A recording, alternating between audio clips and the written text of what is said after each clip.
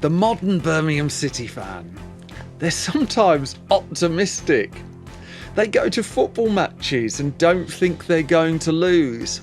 They get drawn at home to Port Vale in the League Cup second round, sell over 20,000 tickets for a kind of game that would have done half that just a couple of years ago, and expectantly look forward to the third round draw.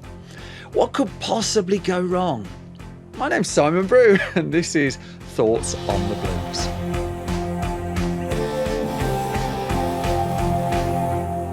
Hello.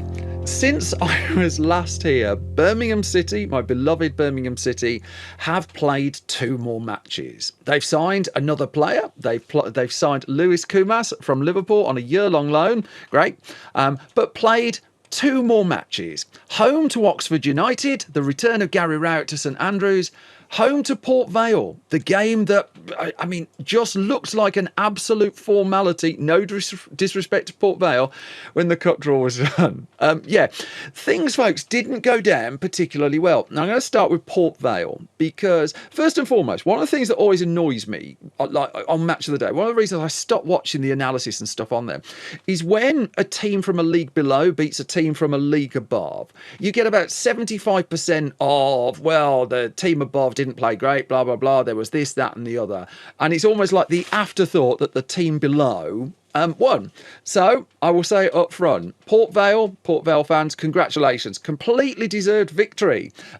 Your team was energetic. Your team had a plan. And fair play. Hope you get a really good draw in the next round. All due respect, I'm going to talk about the Blues now, but I wanted to do the Port Vale bit first because what the hell was that? What have I just watched? I've been going to Blues for a very, very, very long time. And so the I remember going to... I've said it before. I went to that home game against Reading, I went to loads of games last season, but the home game against Reading last season was an interesting one because that was the one where Dion Sanderson sprayed all his passes everywhere, nowhere near one of our players.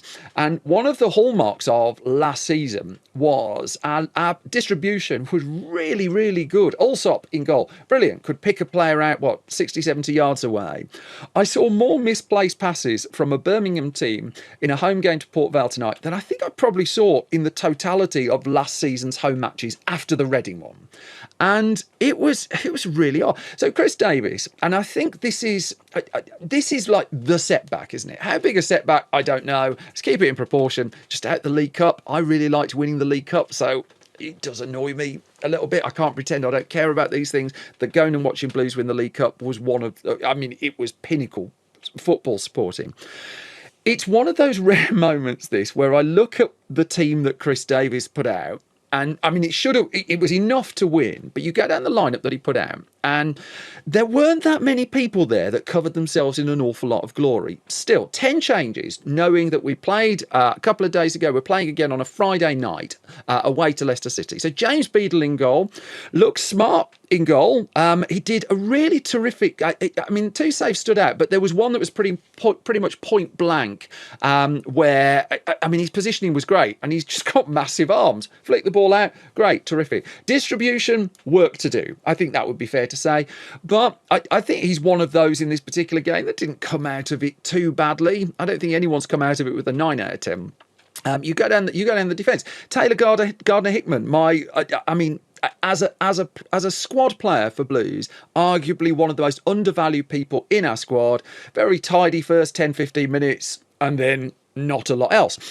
Phil Newman, the first bad game really he's had in a Blues shirt, so I'm not going to knee-jerk and react because the man is a colossus. He's only played for us for a few weeks. Comfortable that he's going to bed in. It was not working today, nor was Aaron Cashin either, who looked really solid the times that he's come on, but there were points during this game where he had the football at his feet and it just looked like he didn't quite know what to do with it. Where am I supposed to pass that? Where's that supposed to go? The clock's ticking down. 20 minutes left, 10 minutes minutes left. We're still like passing sideways. We're still in our own half, and all of Port Vale are in their own half. And I'm just like, why don't we go that way for a bit? I'm not one of those who sits in the stand and just sort of like, oof it, just bash it off. I remember watching the Trevor Francis era of playing with the back eight, of starting a season with Nicky Eden just hitting a 60, 70-yard ball over the top. You're just like, it's going to be another season of that, right? And we're really good at playing around teams and running at teams, usually. Alphonse Samstead, his worst game in a blue shirt, really, wasn't it? It just didn't work. Wasn't surprised he was hooked at half-time. I always thought he looked pretty tidy last season, but I don't know. Has he found his level? I don't know. I see him struggling to get in this team an awful lot more. Tommy Doyle, I was sort of expecting when I saw the team sheet with him and Mark Leonard, I was expecting them to run it, actually. Leonard as captain, I really like seeing that as well. I think not all of us were sure Leonard would still be with us this season. I'm glad he is. I mean, on his day, he's a really tidy player. Again, wasn't particularly clicking, but he was one who just looked like he was taking a bit of responsibility. He was shouldering it a little bit. Doyle, I thought, was fine, but running around and just didn't really grasp the game, didn't have the massive impact on it I was expecting. I didn't have much impact on it. Lewis Kumas, his debut for Blues, a couple of efforts. I mean, at least he was having shots. I don't think, I mean, it's really tough to judge off the back of one game, so I don't really want to. I would suggest that we've noticed Damari Gray wasn't playing tonight, and it was no surprise that Ethan Laird came on with, 10, 15 minutes to go. Just someone to run at the Port Vale defenders, which hadn't happened for much of the game. Kumas had given it a go. I think he will improve as the season goes on. I think he came out of this with a solid 6 out of 10 and particularly unscathed, really. Lyndon Dykes, really, I mean, a lot of the suggestion is his time with us is coming to an end. This was a chance to make a big impact.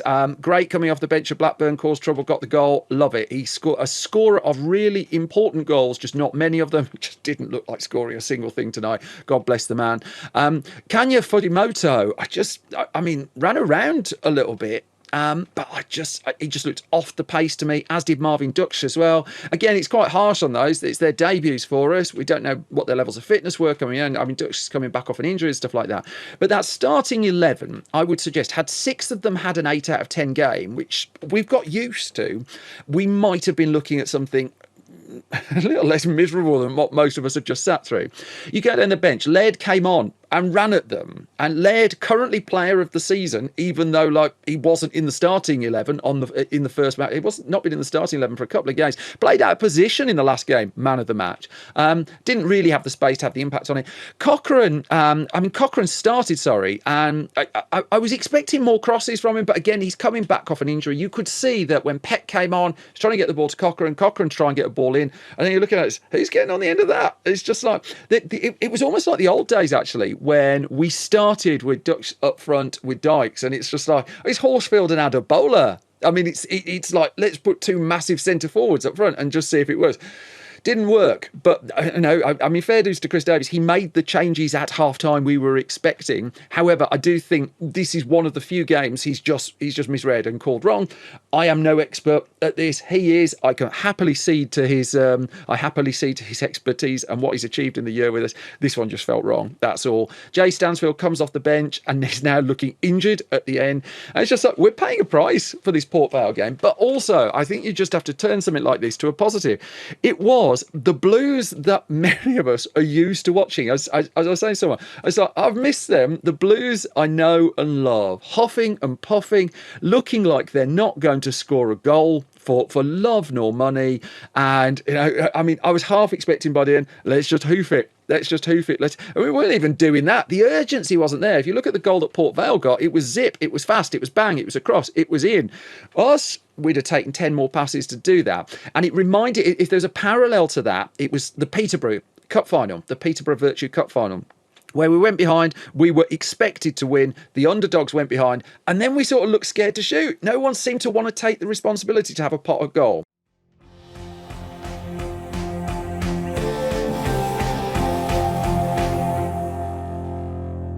I will say the fact that some Blues fans booed the team off at half-time is not to their credit at all. You pay your money and you have an absolute right to express your opinion on it. We are in happy land watching Blues over the last 13 months. To boo the team off, at the best of times, I don't know who that helps, but I mean, given what we're going through, it's like getting like 15 brilliant Christmas presents, opening the last one and it sucks and go, oh.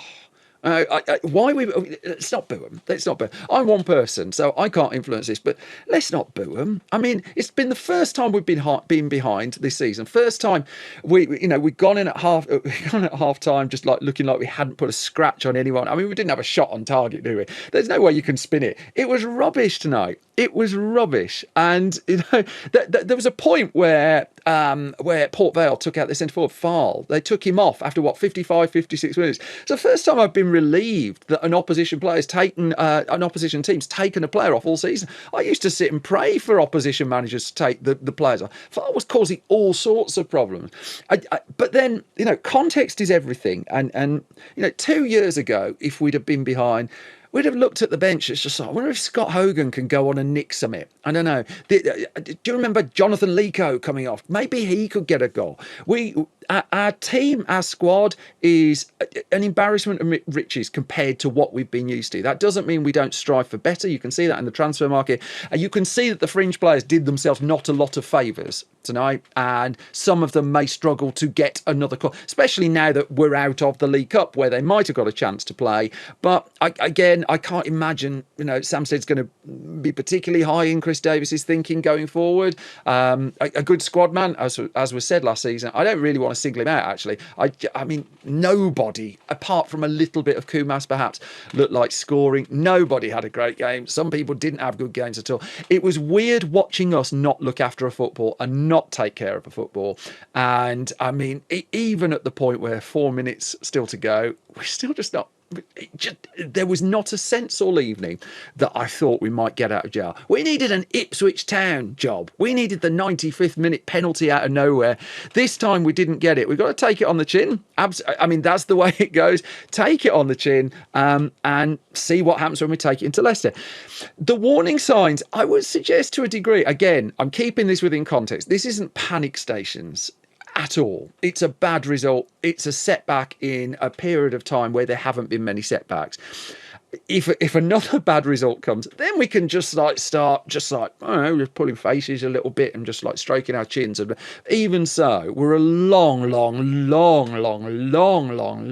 way from even slightly thinking about panicking. And so, context, absolutely everything.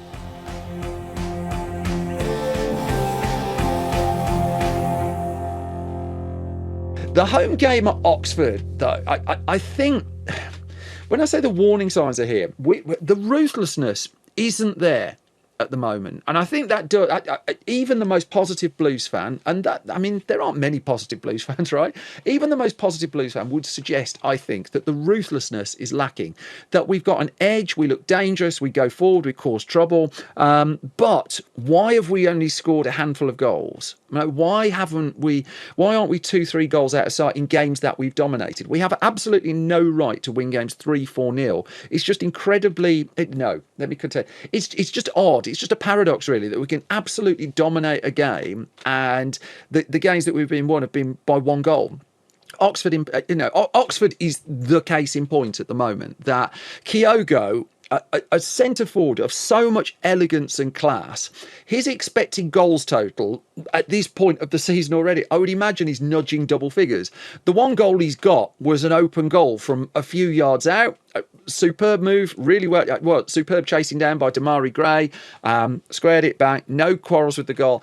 And Kyogo twice at home to Oxford had, I mean, they're not half chances, are they? They were proper, that's your job chances. The first one, Willem Willemson brought back into the team, had one of his best games in a blue shirt, I think, certainly for a long time at home to Oxford.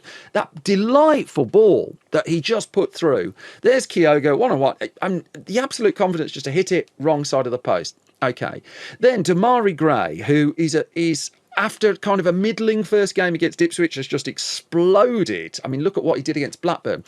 But he fashions a cross, a beautiful cross. Kyogo sees it. They're linking up. They're working together. Header goes over the bar. Those were not half chances. Those were full on. That is what a net is for. That is why we have a ball. It has to go in there kind of chances. What I like about Kyogo is when he misses, he doesn't sulk. He doesn't complain. I mean, he just gets on with it. But you know, at Ipswich, he should have had a glorious goal. The fact that Stansfield got his goal was because Kyogo did that wonderful quick effort, hit the post. There it was, opened up for Stansfield. The man is a huge asset, and I think most Blues fans are expecting more than hoping. There's the deadliness again, isn't it? Expecting more than hoping that he will click. And when he clicks, we're thinking there's going to be a flood of goals. We are at the end of August, a few games in, there hasn't been a flood of goals. There's been a flood of interesting chances and a bunch of good performances without the goals. Personally, I'm beginning to think I'd like the goals now. And so maybe Leicester will be a thing of that. Stansfield and Kyogo seem to work well together as well. And, you know, I mean, here's hoping. That whole Oxford game, though, go back to the point about expectation versus hope. That, I mean, it's just inverted, I think. And for a long time, the Steve Cottrell era, the Karanka era. I think Cottrell was worse than Karanka, actually. I think Karanka was dreadful. Cottrell, I think, was probably the lowest of the low of our recent managers. Zola, clearly in the conversation, but occasionally we played some decent stuff. Cottrell was just, yeah. So we've gone through all of that. And it's a long time since I regularly walked up the hill to the Blues, cursing the car parking, comes to that, just thinking, we just should win this. You know, all the old cliches, the games aren't played on paper and stuff like that. And also, I mean, I can't stand an arrogant football fan who just said, "Oh yeah, we do. Yeah. You have to earn it. You have to play. You have to do it." So there's a thin line between optimism and arrogance sometimes. So I'm quite careful with it.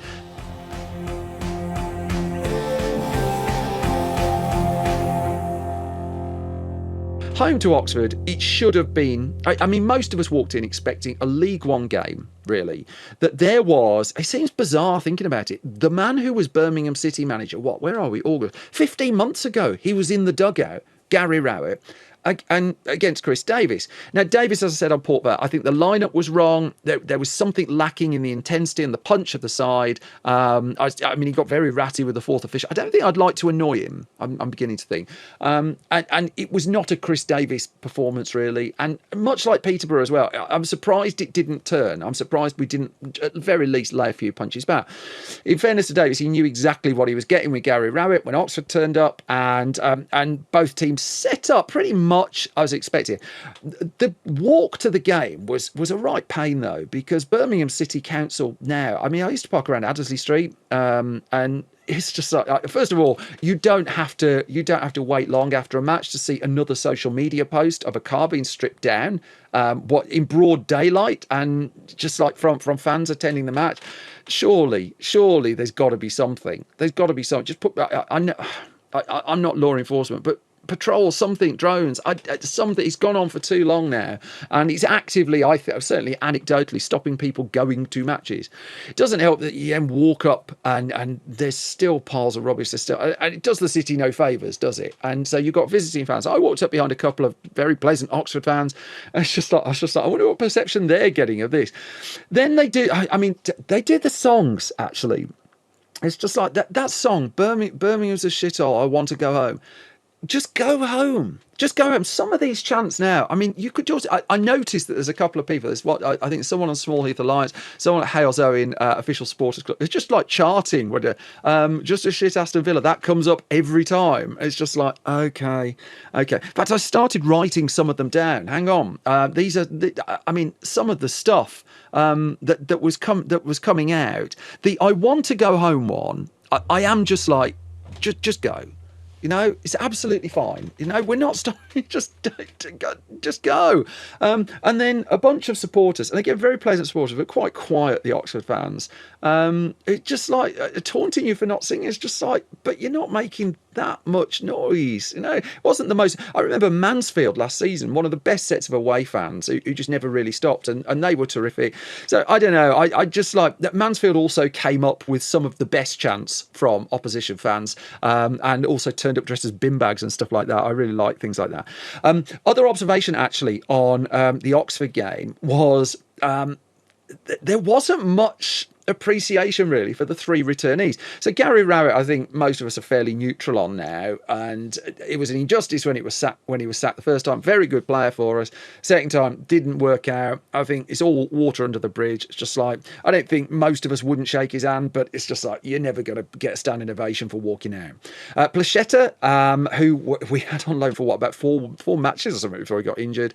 I remember him coming back to Blues. I have a memory of him. Was it Hernandez? Was it Placheta? I think he's just scored against us or something. It went mad or something. He just wasn't here long enough to make any kind of impact. Completely neutral. Siriki Dembele, though, I thought was interesting that there was nothing of him to the fans and nothing from the fans to him. And it just summed up how that ended, really, because Dembele was a registered player for us at the start of last season. I used to love it when he went on his dribbles, but I mean, he never did the tracking back and stuff like that. If you go to the goal we scored as well, Dembele was never going to bust his lungs in a Damari Gray running back 60 yards kind of way to fill in a gap that suddenly appeared in the Oxford defence. But still, I mean, at a point where we didn't have many exciting players to watch, he kind of had something about him. And yeah, he just came back, and it's as if like he just walked into Greg's and walked out and nobody noticed. Certainly didn't do an awful lot in the match, did he?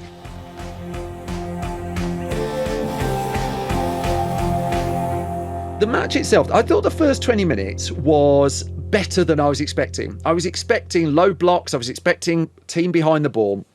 I thought Oxford were quite good, actually, in the opening exchange. Certainly the opening 10, 20 minutes or so. I think that it was the point where the game was quite interesting to watch. I thought Oxford were sharp. They were closing us down. They had a plan, but also they had a little bit of bite to them. I thought, I wouldn't have been surprised if they just tested Allsop a couple more times than they did. And then it sort of settled down a little bit with the now traditional, here's the thing, goalkeeper injury in like the 25th minute. I've seen it tonight as Beadle goes down after 25 minutes against Port Vale. You're just like, really? And then loads of teams did it to us last season. I mean, it is the game at the moment.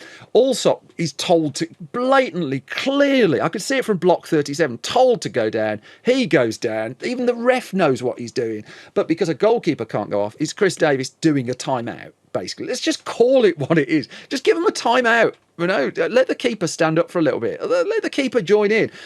But after that, there was a little bit of tightening that Davis did, and it worked. And there was the actual goal that we got against Oxford was really smart. That in fact, it was an attack that looked like it had broken down. Won the ball back, recycled it back. Was it Iwata or Peck? Iwata knocked it back out to Laird. Laird, player of the season so far, Laird, playing out of his natural position as well, in for Alex Cochrane as the left back. You wouldn't have known. Just gets the ball in, sharp. Lovely to see Pek Sung Ho hit that in. Great, 1-0. You would have thought we could have gone on and added a second or something like that. And you would have thought too, as well, that in the second half, Oxford would have come for it a little bit more. I will note at half-time, I've been quite critical of the home game against Ipswich, where you went to get a drink at half-time and everything had sold out. It's just like you couldn't get a soft drink. I couldn't get a drink for my kid or anything like that. Now there was tons of them. Now we're allowed to drink out of bottles again. So we're not allowed the tops. I'm not bloody surprised. But we're allowed to drink out of bottles. I appreciate that. Someone's listened. I thought the service was a lot faster and all power. Very, very happy about that. The second half, the thing that surprise might not be the word, because I watched a lot of Gary Rowett football over both of his spells at Blues. Surprise, no, but I would have thought they'd at least have a bit more of a go. I know Oxford haven't had a great start to the season, and I think their achievement last season in staying up, I think, deserves applause. I know that sounds really patronising and stuff, but it's really hard. We got relegated, for God's sake, the season, Bill. It's really hard sometimes just to be able to achieve that level. They did, and they looked comfortable on football for lots of the game against us.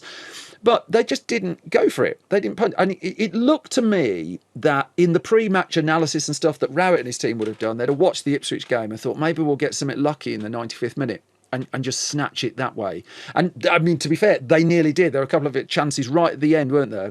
One for Oxford, one for us. Neither went in, but both could have done. But that was after a period of inactivity, really.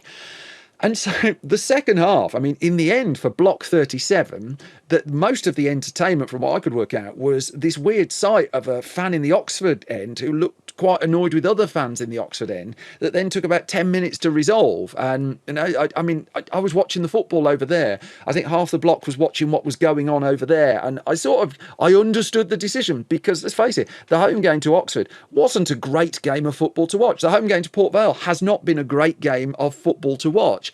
But it was just like, I don't know, any distraction sort of welcome. Oxford at home, I thought, was in the end pretty comfortable. I didn't see them coming out and just like slugging. I didn't see them coming back at us. Conversely, I didn't see a massive desire from us to press on and just. I know we're not playing FIFA. I know it's not like we're not 10-year-olds trying to win 5-6-0 every game. But it'd be nice to get a 2-0, wouldn't it? When you're completely on top of a game, because in every match, as we've seen it so many times, Ipswich, a team will get an opportunity. And I think going forward, we got away with it a little bit in League One, that you can have 70% possession and still win a game by 1 goal. I don't think that's going to work as well this season. I think something's got to give here, and I wonder if the signing of Lewis Kumas is a recognition of that. I used to love how Emil Hansen would come on in the few matches he played for us when he wasn't injured, and he would just drive at them. Scott Wright would just drive at them. You take Damari Gray off the pitch and Ethan Laird off the pitch, and who's doing that? Who's pushing? I think Taylor Gardner-Hickman is a really underrated squad player for us, and he'll put in a ball and he'll put in a shift.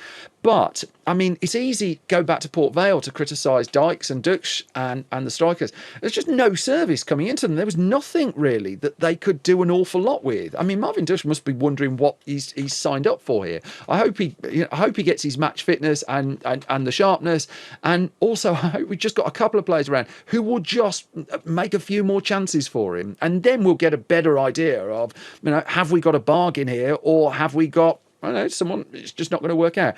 Hansen was a really fast and exciting player to watch. Really bad luck with injuries. I'm hoping Lewis Kumas can replicate that, because we miss it when we've not got either Laird or Gray on the pitch. It seems to take just a bit of urgency out of our play.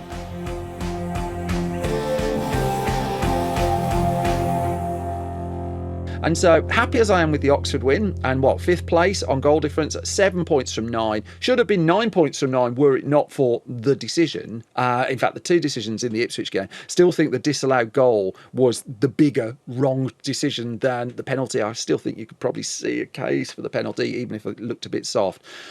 So in terms of where we are in the league, I don't think there's much grumble. We're happy. This is certainly a lot better than any championship season I can remember since, we're back in the Gary Monk season where it looked positive for a little bit. But even then, we're back at Chris Hughton time, aren't we? Which is like some of the best football I'd ever seen played at Blues. And so we control games really well. We look like we know what we're doing, but it's got to go up a gear, I think. And Leicester will be an interesting test for that. I would expect more, hoping Stansfield isn't injured, but I would expect more intensity against Leicester. I'd expect the Ipswich performance, in truth. I would have hoped for a bit of the Ipswich performance against Port Vale, but Port Vale's gone. It's under the bridge. We're out of the League Cup in August again. It used to be traditional that would happen. And it's a shame. It's a shame. But here we are. And it is an interesting and perhaps useful, I think you have to turn it to this, kick up the arse, really. So the next few days, by the time I record another one of these, we'll have played Leicester City. Lord knows what will happen there. And also the transfer window will have closed by the time I do the next record, put the next video out. I am expecting at this point, it's likely Lyndon Dykes is going to move on. I would suspect we might get 1 or 2 more players out on loan as well. I think we've had 10 out, 10 in all. I'm expecting another player. I mean, most of us are looking to see if a left back or someone else who can play that position is going to come in. Buchanan's not going to be back for a while by the looks of it.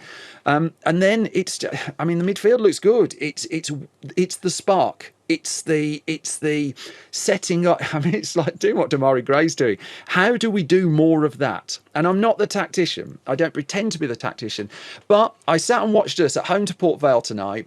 We've got 10 minutes left where it looked like this isn't working. And we're still passing the ball across the centre line as Port Vale sit completely behind it in their own half, rarely troubled by a Blues player having the idea of let's go and play on that half of the pitch. Certainly not enough, I would suggest.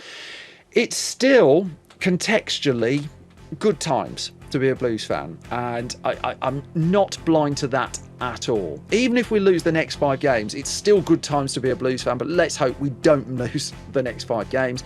I just think the tests are coming now. We've had the novelty of the start of a championship season. The Blackburn result was, pulling victory from the jaws of defeat is the inverse of what we were used to. We've had that, and the euphoria of a 98th minute winner. You just can't beat them. We've